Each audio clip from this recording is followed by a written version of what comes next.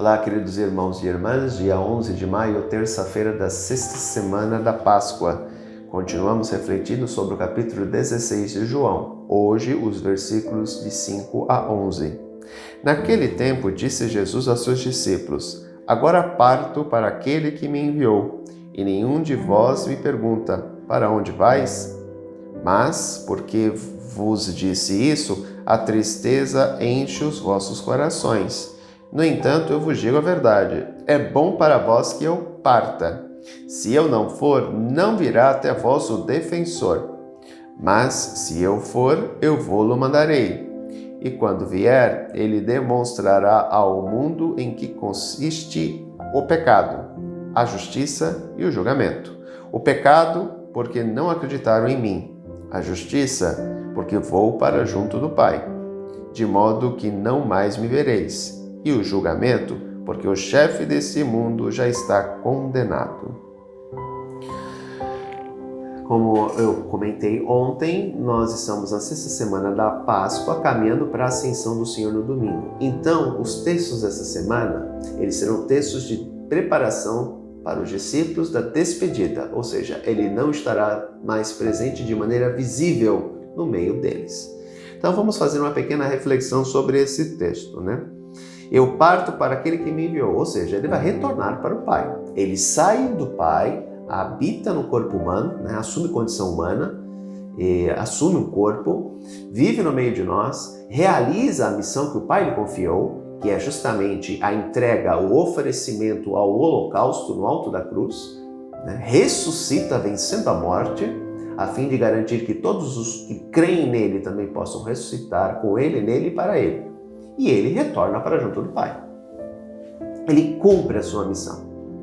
Então ele está se despedindo dos discípulos, dizendo o seguinte: eu vou cumprir a missão que o Pai me confiou. Tá? Mas porque vos disse, a tristeza enche os vossos corações. A partida, a despedida, sempre causa tristeza no ser humano. Possamos refletir sobre a questão da morte, né? A morte causa desconforto, a morte causa tristeza, porque é uma separação, é uma despedida. E aqui entra um aspecto extremamente importante para nós cristãos. Nós temos que nos conscientizar, nós que realmente cremos em Cristo, que essa despedida é momentânea, ou seja, nós iremos retornar, nós voltaremos a ver novamente esses nossos irmãos que partiram quando nós também fizermos a nossa passagem, a nossa Páscoa. Então a separação, a despedida é momentânea, ok? Porque eu vou reencontrar essas pessoas que eu tanto amei neste mundo e que não estão mais aqui, mas estão diante de Deus. Eu voltarei a reencontrar essas pessoas quando eu também morrer. A morte não é o fim de tudo para o cristão, ou pelo menos deveria ser assim. O que me causa certo desconforto é ver cristãos que se dizem cristãos e que caem no desespero diante da morte de outras pessoas.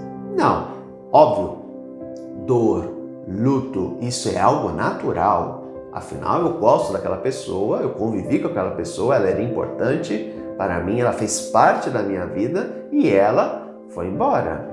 Ok, tudo bem, eu entendo isso, é algo humanamente falando natural, mas eu não posso cair no desespero, na depressão porque aquela pessoa foi, se eu sou cristão. Por quê? Eu sei que aquela pessoa que eu amava tanto neste mundo, ela ressuscitou, ela está diante de Deus, e que eu voltarei a reencontrá-la quando eu também morrer e ressuscitar. Essa é a nossa fé. Então me causa muito desconforto quando eu vejo cristãos que caem no desespero mediante a morte dos outros. Não. Volto a dizer, viver a dor da separação, viver o luto por um tempo é algo extremamente natural e saudável, podemos dizer assim, né? Causaria para mim muito receio uma pessoa que não vive isso. Por exemplo, alguém próximo dela morre e ela não demonstra nada. Aí é um problema. Agora, a pessoa ficar triste, deprimida por um tempo, que é aquilo que nós chamamos de luto, é natural, ok? Portanto, ele está falando com os discípulos nesse sentido, né? Ele começa a fazer esse discurso, esses pedidos, e os seus discípulos começam a ficar angustiados, né? O que vai acontecer? Por que que ele está falando isso? Como assim ele vai partir, ele vai para junto do Pai? E nós, como nós ficaremos? Isso começa a angustiar os discípulos. No entanto, eu vos digo a verdade, é bom para vós que eu vá. Por quê? Ele indo, ele envia o Espírito Santo, que ele chama aqui de defensor. Lembremos que para nós cristãos católicos, o Espírito Santo procede do Pai e do Filho. Para os ortodoxos, que foi uma das causas da separação da igreja oriental e da igreja ocidental, lógico, entra uma questão política também, Roma com Constantinopla, o conflito, mas a questão doutrinal, não estou falando de política aqui, doutrinal, uma das questões doutrinais é justamente essa.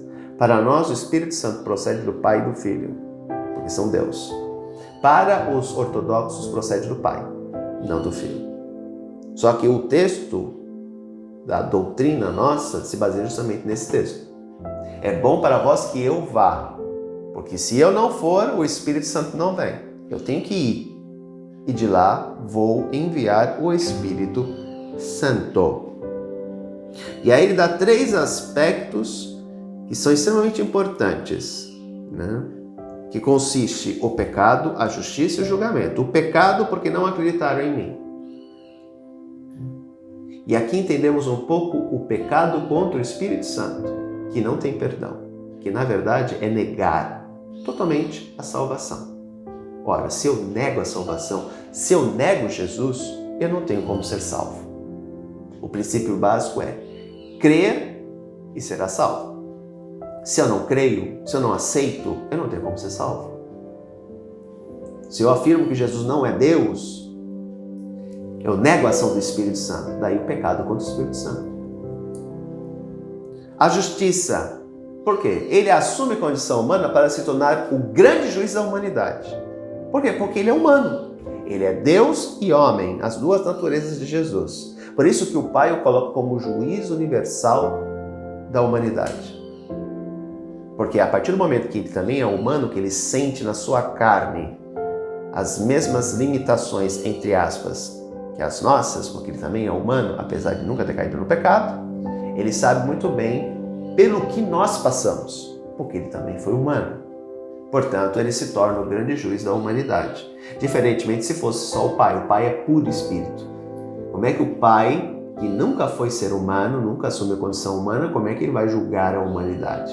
E assim, a partir do momento que ele assume a condição humana e que ele ressuscita, o Pai o nomeia, podemos dizer assim, como o grande juiz da humanidade, porque ele é Deus e homem, as 2 essências de Jesus. E o julgamento. Qual é o grande julgamento? O demônio foi derrotado. Ele não tem mais poder sobre a humanidade. Ele foi vencido. Jesus venceu a morte. Portanto, nós não morremos de maneira definitiva mais.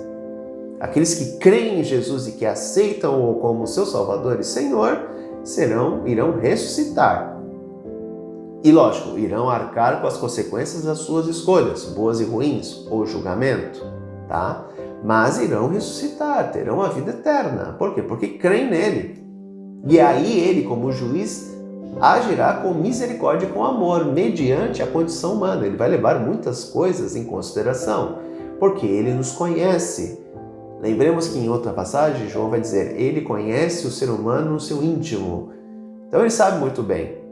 Eu posso ter feito algo que se transformou em algo errado, algo que Deus deu errado, mas as minhas intenções eram boas. Então isso será levado em consideração, mesmo que as minhas ações tenham causado algum problema. Ele leva isso em consideração, porque ele sabe no íntimo do meu coração que eu posso ter tomado tal atitude, mas a minha intenção era boa. Pode não ter se desenvolvido de maneira correta, mas a minha intenção era boa. Portanto, queridos irmãos e irmãs, nós iremos observar ainda nos próximos dias justamente essa questão, esse discurso de despedida de Jesus, porque ele já está se preparando, a liturgia prepara-nos para os eventos que serão no próximo domingo, com a ascensão do Senhor. Ele retorna para junto do Pai. Irá lá, ele será o grande julgador da humanidade e também o mediador entre Deus e os homens. ligando a humanidade ao Pai. Grande abraço, até amanhã se Deus quiser, tchau.